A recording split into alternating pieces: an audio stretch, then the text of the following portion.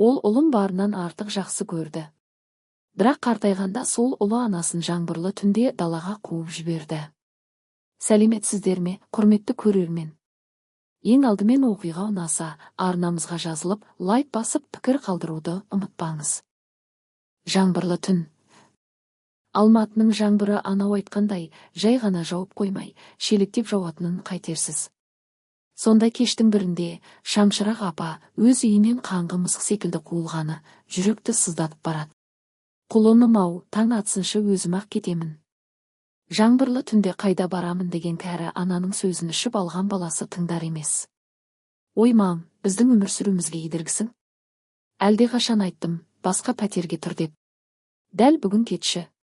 Аузындағы сағызын күйіс қайтарған сиырдай шайнаңдаған келіні. Енешке екі жастың ортасына иесі кеткен түседі.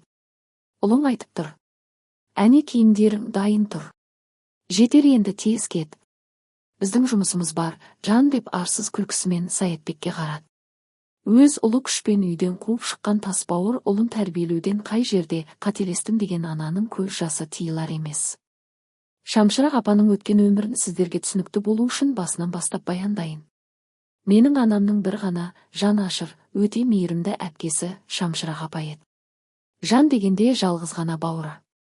Бала кезден талай қиыншылыққа төзген бауырлардың бірі бақытты болса, енді бірі өмірінің соңына дейін бақытсыз болды. Бәлкім тағдыры, бәлкім өз таңдауы. Менің анам әпкесі екеуін дүниеге әкелген соң, анасы құрсақ көтермеді, отбасында екі қыз. Өте бауырмал әпкесі болған. Анасы мектепте еден жуып жұмыс жасайды. Әкесі камаз айдайтын. Арасында ащы судан ішетіні бар. Сол ащы суы ажалына себепкер болды. Бірде ішіп алып камаз жүргізгенде апатқа ұшырайды. Содан әкесі қаншама ай бойы ұзақ ауруханада жатып, аяғын кесуге мәжбүр болады. Екі аяғы қатты зақымдалған, кеспесе болмайтын. Қолдарда жансызданған, бірақ уақыты өте қалпына келетін дәрігер айтқан еді. Ащы судың кесірінен мүгедек болып қалады. Дәретке отыруы қиын әкесін бірде анасы апарса, енді бірде енді бой жетіп келе жатқан екі қызы отырғызады. Бұндай өмірге қыздарының алдында әуретті жерін көрсеткен үшін намыстанған әкесі. Құдай, мені неге тірі қалдырдың, мына өмірдегі ең бейшара адам қылдың ғой, қыздарымның алдында дәрменсіз еттің-ау деген әкесінің сөздеріне бәрі жылап алатын.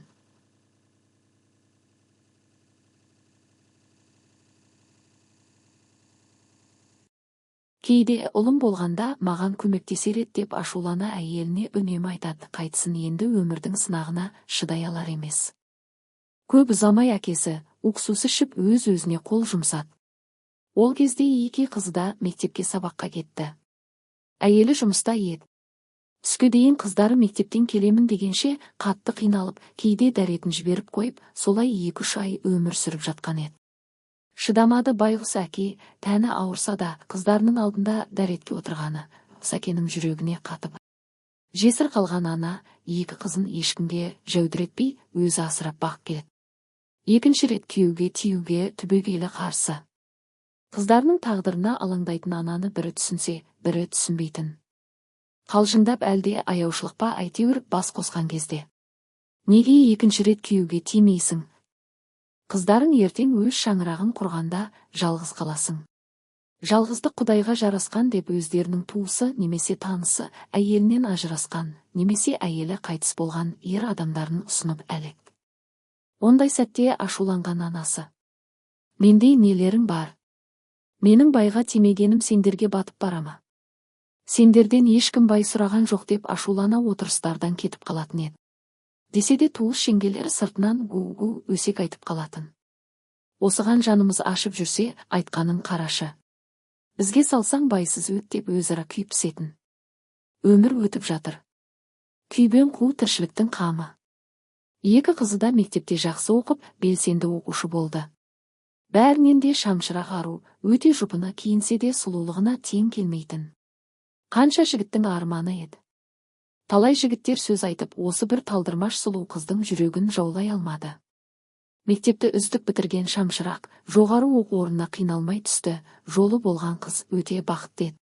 Анасымен ауылда қалған сіңілісінің әр аптаның жексенбі күні почтадан телефон шалып жағдайларын біліп тұрады. Оқуға түскен ауыл қызы, үлкен қаладан сұлулығының кесірі тие бастады. Басында бәрі керемет еді. Қасындағы қыздар да қарапайым. Тез тіл табысып кетті. Алайда деканы ер адам. Жас қыздың сұлулығына есі кеткен 40-тан асқан еркек, шамшырақты айналшықтап сөз салғанда, қыздың төбе шашы тік тұрды. Бірде шамшырақты жеке шақырып алған декан. Сұлу қыз, сені деп ақырын қолынан сипап қойды. Бұл қылығына таң қалған қыз. Ағай, бұныңыз не деген еді? Сұқының кетіріп тұратын көзілдірігін шешкен декан. Саған өлердей ғашықпын. Менің сұлуым болшы. Қалағаныңды жасаймын дейді. Өз әкесімен құрдас кісіден мынадай сөзді алғаш естіген қыз. Жоғалыңыз, оңбаған екенсіз. Ұялмайсыз ба, әкеммен жасты адамсыз. Ары қарай сөзін айта алмай жылап шығып кетті. Жылап келеді. Өз әкесі сол бір намыстан өлді емес пе? Соңғы жазған тілдей хатында, мен мына өмірде тәнім ауырғаннан өз өмірді қимадым. Күн сайын қыздарымның алдында әуретті жерімді көрсету қаншалықты ауыр еді. Әттең, сол күні ащы суды ішпегенімде әттең. Асыл қыздарым, мендей шарасыз әкеңді кешіріңдерші. Кешіріңдерші, енді шыдай алмаймын. Сендерді қатты жақсы көремін. Бақытты болыңдаршы деп жазған еді. Әттең ай, әрбір еркек менің әкемдей намысшыл болғанда, мынадай айуандар қайдан шығады екен деп өз әкесінің қазасы есіне түсіп жатақханаға қарай жылап келеді. Басын төмен салып, ешкім жылағанын көрмесін деген оймен келе жатқан шамшырақ бір жігітке соқтығысып қалды. Басын төмен салып, ешкім жылағанын көрмесін деген оймен келе жатқан шамшырақ абайсыздар бір жігітке соқтығысып қалды. Ол жігіт байдың ерке баласы Рашид сол күні оқуға төбе көрсетуге келген. Алдынан ерекше сұлуды байқаған жігіт артынан жүріп, қандай жатақханада тұратынын біліп алды. Сол күннен соң шамшырақтың артынан түсуін шығарды. Шамшырақ ару ешқандай жігітке қарамайтын. Бірақ осы бір көңілді жігіт неше түрлі сыйлығымен айналасындағы қыздардың жүрегін сыздатқаны шамшыраққа күлкі сыйлады. Десе де декан сымағы ізіне түсіп алған еді. Бұл сырын байғұс ешкімге айта алмай қиналды. Біреуге айтса, оқу орнында сөзге қалатындай. Бар абыройдан айырылатындай боп көз алдына елестеді. Сабақтарының кейбірі деканның араласуымен бестіктен төрттікке түсуде. Қанша жерден жақсы оқыса да болар емес. Рашидтің байдың баласы екенін талай қыздардан естіген. Бәлкім көмегі болар деп Рашидпен дос ретінде араласуды жөн көрді. Солай достықтан басталған сезімі ғашық болумен аяқталды. Кейіннен сабағы дұрысталған шамшырақ қуанышты еді. Өйткені Рашид деканды орнына қойған. Арада уақыттар өтіп жатты. Бауыр басқан екі ғашық қол ұстатып жиі қыдырады. Рашид шамшырақты жиі ренжітіп алады. Бірақ жігітке ғашық болған шамшырақ қайта кешіретін. Солай жүргенде екі ғашық отбасы болуды жоспарлайды. Өз ойларымен бақытты болатын жандар қиялданып жүрді. Алайда Рашидтің ата-анасы қарсы еді. Ұлының отбасы құрамын дегенін естіген ата-ана қыздың отбасы туралы сұрап, естігенде түрлері өзгеріп кетті. Анасы: басың жасайма, бізді қайдағы бір жарлымен туыс қылмақсың ба? Есіңді жи. Мен түк көрмеген ауылдың қызын келін қылмаймын. Тірі тұрсам, ол жарлыны мына шаңыраққа кіргізбеймін деп ашуланып айтты. Кешке келген әкесі естіп тағы ұрыс шықты. Бала, саған не жетпейді? Сен үшін бәрін жасап жатырмыз. Бізді көрге тыққың келмесе, ол жарлының қызын ұмытып дені дұрыс отбасының қызымен жүр. Не көп айналаңда ана, жәкеңнің қызы бар, бәкеңнің қызы да сенімен қатарлас. Ертең ол жарлының қызы осы үйдің сиқын кетіргенімен қоймай, жиып терген байлығымызды өз үйіне таситын болады. Сенімен ақша үшін жүрген шүйкебас деп әңгімесін аяқтады. Ертеңіне досынан қарызға ақша алған Рашид шамшыраққа барып үйден кеткенін айтып, бірге пәтерде тұруға ұсыныс айтты. Басында қыз келіспеген. Ренжіп қалған ғашығына амалсыз қыз бірге тұруға келісті. Бәрі жақсы сияқты, бірақ жігіт көп ұзамай шамшырақты өз дегеніне көндіріп, неке қиылмай ерлі зайыптылар секілді өмір сүріп жатты. Арада бір ай өтпей жатып, шамшырақ еш себепсіз оқудан босатылды. Бұған себеп Рашидтің ата-анасы. Анасы тұрып жатқан пәтерге келіп шамшыраққа айтпағаны қалмаған. Намысына тиетін сөздерді қарша боратқан. Шамшырақ болса, оқудан шығып қалғанына жылап, күйзеліске түсіп, Рашидпен жиі ұрысып қалатын. Бәріне сен кінәлісің. Сенің кесіріңнен оқудан шықтым. Енді анама не деймін деген қыз екі тізесін құшақтап жылай берді. Рашид қанша кешірім сұраса да, Шамшырақ ашумен кет, көргім келмейді, сені де, сенің әке-шешеңді де деп қуған еді. Сол күні үйден шығып кеткен Рашид кетерінде: мен сен үшін үйден кеттім. Сен мені сүйеді екен деп қатты қателесіппін. Өміріңнен мәңгі кетемін деп есікті тарс жауып кетіп қалды. Сол күннен соң қанша күтсе де Рашид оралмады. Шыдамы жетпей кешірім сұрау үшін Рашид үйіне барды. Ол жерден Рашидтің Америкаға кеткенін естіп, бұл сөзге сенгісі келмей, күзетшіден қайта-қайта сұрай берді. Күзетшінің айтқан уақыты Рашидпен ұрысқан күннен тура келеді. Рашид кеткен күннен 5 күннен соң кеткен екен. Жылап жүріп, бүкіл киімдерін жиыстырып ауылға қарай жол тарды. Ішінде Рашидтан қалған тосын сыйын мүлде сезбеді. Оқудан жігіт үшін шығып кеткенін жасырмай айтқан қызды анасы әбден ұрсып қол көтерді. Қанша оқыған еңбегі зая кеткеніне іші күйіп барады. Өзіне қол жұмсап өлгісі келген қызын көріп қойған анасы құшақтап: мені тірдей өлтіргің келді ме? Мені өмір бойы өкініп өтсін дедің бе, қызым? Мен ашумен айқайладым: енді бұлай жасамашы. Сендер үшін жүрмін ғой мына өмірде. Ана мен қызы жылап құшақтасып отыр. Сол кезде анасы қызын көрмегенде, Шамшырақ бұл дүниемен қош айтысар еді. Ішіндегі бейкүнә періштесі ме, әлде Алланың ісі ме, әйтеуір бір өлімнен аман қалды. Іші өскен Шамшыраққа біраз ер адамдар қолын сұрап келді. Алайда қыз келіспей, отбасы құруды мүлдем ойламады. Күні-түні бар ойы Рашид қайтып келеді деген үзілмес үміті бар еді. Сол үшін де басқа жанмен отбасы құруға асықпады. Арада 3 жыл өткен. Шамшырақ сол баяғы үмітімен алданып жүр.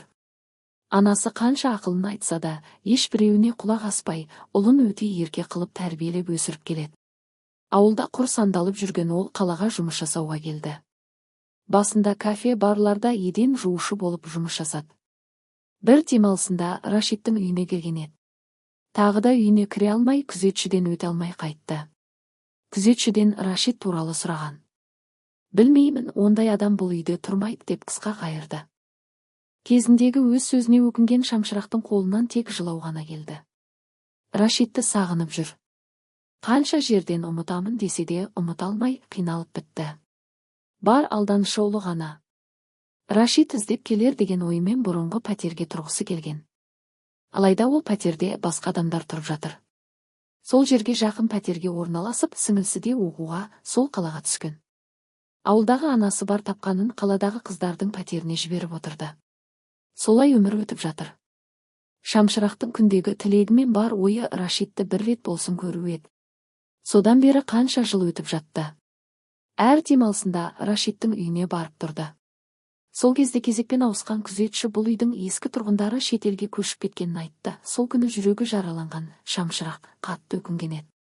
Міне содан бері қанша жыл өтті, жалғыз ұлының бетін қақпай өсіріп келеді. Бар тапқанын ұлының аузына тығады. Өте ерке болған ұлы ержеткен сайын бұзақылардың қатарына қосылып, ішімдік ішіп, темекі тартып бұзылуда. Соның өзінде Шамшырақ ана қанша ұрысса да тыңдамай, одан сайын ергісіп, ес-түсін білмей көшеде жатады. Іздеп жүріп тауып алатын ана бетіне келіп сөйлеуге қорқады. Жалғызым деп өсірген ұлы қартайған анасын мүлдем сыйламайтын болған. Баяғы Шамшырақ ұлы үшін күні-түні қара жұмыс деп, өзіне көңіл бөлмей ерте қартайғандай. Жастайынан қара жұмысқа бейім әйел барлық жауапкершілікті мойнына алды. Бірде сіңілісі жол апатына түсіп, біраз уақыт аяғы сал болды. Әкесі сияқты өмірін қор қылмасын деп Шамшырақ пен анасы бар қиыншылыққа төзіп, 2 сағат қана ұйқы көріп жұмыс жасайтын. Ауылдағы қара шаңырақты сатып жібергелі біраз қиындық көріп келеді. Ол үйдің ақшасына сіңілін емдетіп, 5 жыл бойы сіңілінің жағдайын анасы екеуі жасаған. Шамшырақ әпкем нағыз бауыр еді. Алла неге мейірімді жанға сондай сынақты үйіп берді екен деп кейде анам байғұс Шамшырақ әпкесін есіне алып жылап алады. Ұзақ уақыт бойы қара жұмыстан көз ашпаған Шамшырақ жұмысын жиі ауыстыратын еді. Кейбір арам ойлы еркектер жалғызбасты әйел екенін білген соң тиісуді бастайтын. Кейбір жұмысында бастығы ер адам болып, тіпті зорлау әрекетіне дейін барған еді. Сол бір ер адамдардың жиіркенішті қылықтары Шамшырақтың жүрегіне инедей боп қадалды. Бәлкім содан кейін ер адамдарға деген сенімі мүлдем қалмады. Қаншама жылдар зырлап өтуде. Ұлы ер жетіп көше бұзықтарына қосылып кеткен. Күні бойы жұмыста жүретін ана ұлынан мүлде күдіктенбейтін. Сұраған затын, ақшасын беретін. Мүмкін ер адамның тәрбиесі жетпеді, бәлкім Шамшырақ ана ұлының қиын өмір сүргенін қаламады. Әйтеуір ер жеткен ұлына күрек ұстап жұмыс жаса деген сөзді айтпақ түгіл ойламады. Сол бір қателігі өзіне де, ұлына да таяқ болып тигенін кеш түсінген ана, соңғы жиған тергенін ұлына беріп, жаңбырлы түнде көз жасына тұншыға аялдамада такси күтіп тұр. Беймезгіл уақытта аялдамада тұрған кейуанаға тоқтаған такси Шамшырақ ананы автовокзалға жеткізіп салды. Сіңлісінің үйіне бара жатыр. Аяққа тұрған сіңлін 2 жылдан соң қаражат жиып, өз қолымен ұзатып еді. Сол кезде де барлық ауыртпалықты Шамшырақ көтерді. Өзі сияқты жалғыз басты болмасын деп, аяққа тұрған сіңліне жиі тұрмысқа шығуын айтып, өз қолымен ұзатқан еді. Шамшырақтың анасы немересіне қанша ақыл айтса да, енді кеш. Жиі үйдегі тыныштық бұзылғасын, анасы кіші қыздың қолына кеткен еді. Шамшырақтың сіңлі өте жақсы жерге келін болды. Күйеу баласының анасы ертеректе қайтыс болған. Сондықтан болар енесін өз анасындай алақанына салып, қарт ананың барлық жағдайын жасап отыр. Десе де үлкен қызын жиі ойлайтын ана ара-тұра келіп тұрады. Сіңлісінің үйіне келмегелі 2 жыл болыпты. Көзіндегі мұңын жасырған Шамшырақ таң ата сіңлісінің үйіне жетті. Бәрі құшақ жайып қарсы алып жатыр. Біраз уақыт көріспеген еді. Қаладағы Шамшыраққа барса, үйінде үнемі құлып тұратын. Шамшырақ жұмыста болса, ұлы үйді құлыптап көше бұзықтарымен қайда баратындары белгісіз. Күте-күте анасы да, сіңлісі де қайтып кететін. 2-3 күн қонақ болған Шамшырақ қалаға қайтуға жиналды. Ішіндегі мұңын ешкімге айтпай жасырып әлек. Бәлкім ұлының үйден қуғанына шыдамаған ана, таңертең орнынан тұрғанда басы айналып құлады. Артында мұрыннан қан кетіп, үйдегілер шошынып, жедел жәрдем шақырды. Сіңлісінің үйіне келгелі түні бойы ұйқы көрмейтін Шамшырақ қатты күйзеліске түскен еді. Ұлының қызығын көремін деп армандаған анаға әттең бұл бақыт бұйырмады. Дәрігердің бақылауында болған Шамшырақ ананың 3-4 ай ғана өмірі қалыпты. Шамшырақ ана асқазан обырына шалдыққан. Жұмыспен, уайыммен байғұс ана мұны білмей жүріпті. Әрине жиі асқазаны ауырса да, мән бермеген екен. Тағдырынан алса да, ажалға кім қарсы тұрған. Тез арада ұлын шақыртып, соңғы рет қоштасып, осы уақытқа дейін әкесінің кім екенін айтқан еді. Ашуланған ұлы: менің байлыққа толған өмірімді неге құрттың? Әкемді қумағанда мен көлік мініп шетелде жүретін едім. Осы уақытқа дейін неге әкемді өлді деп өтірік айттың деп айқайлай ашуланып кетіп қалды. Әжесі мен сіңлісі басу айтса да көнетін ұлы ма? Көрместей болып қалаға кетіп қалды. Иә, бұрын бала кезінде сұрай бергесін, шарасыздан өлді деп айтқан еді. Өйткені осынша жыл іздемеген Рашидке қатты өкпелі болды. Ұлының соңғы сөздеріне, бәріне өзін кінәлі санаған Шамшырақ бұл өмірмен ерте қоштасқысы келетіндей. Сіңлісі жан ұшыра таныстарын көп мөлшерде ақша жиып, әпкесін ота жасатуға көндірген еді. Алайда қара жерді құшақтап әпкесінен айырылды. Қанша жыл өтсе де, анам әпкесін жиі еске алып, Құран бағыштап отырады. Шамшырақ әпкемнің өмірін анам жиі айтып отырады. Ол кезде мен бала едім. Шамшырақ әпкемнің өмірін анам жиі айтып отырады. Ол кезде мен бала едім. Шамшырақ әпкемнің тек фотосын көріп, қандай мейірімді жан еді деп айталамын. Бәлкім осылай болғаны тағдыры шығар. Анамның үнемі айтатын сөзі: менің осындай Шамшырақ әпкем болмағанда, мен бұл өмірде болмас едім дейтін сөзі құлағымда жатталып қалды. Құрметті көрермен, егер бұл оқиға сізге әсер етіп, ой салса, арнамызға жазылып, лайк басып, пікір қалдыруды ұмытпаңыз. Алда сіздерді осындай жүрекке жететін жаңа авторлық оқиғалар күтіп тұр. Келесі кездескенше аман сау болыңыздар.